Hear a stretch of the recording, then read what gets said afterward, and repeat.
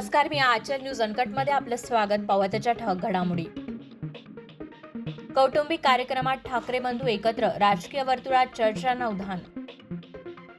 मराठा समाजातील विद्यार्थ्यांना ईडब्ल्यूएस मधून नियुक्त्या मिळण्याचा मार्ग मोकळा, 408 उमेदवारांना हायकोर्टाचा मोठा दिलासा. संजय राऊतांना धक्का, कोविड घोटाळ्यात पाटकर भागीदारांची 12 कोटींची संपत्ती जप्त.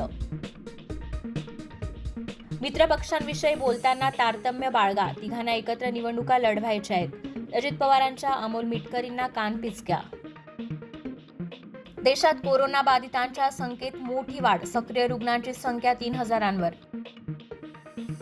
काँग्रेसचा पक्ष स्थापना दिन नागपुरात होणार साजरा, सोनिया आणि राहुल गांधींबरोबरच मल्लिकार्जुन खरगे, प्रियंका गांधी लावणार हजेरी. पोलिकॅब इंडियाच्या 50 ठिकाणांवर आयकर छापे, व्यवस्थापनाशी संबंधित लोकांच्या घरांवर आणि कार्यालयांवरही छापे. संसदेत घुसखोरी झाली तेव्हा भाजप खासदार पळून गेले, सुरक्षेतील त्रुटींवर राहुल गांधींनी दिली प्रतिक्रिया. प्रभातच्या सालारला पायरसीचा फटका, रिलीज झाल्यानंतर काही तासातच ऑनलाईन लीक. आणि दुखापतीमुळे ऋतुराज गायकवाड संपूर्ण कसोटी मालिकेतून बाहेर. धन्यवाद.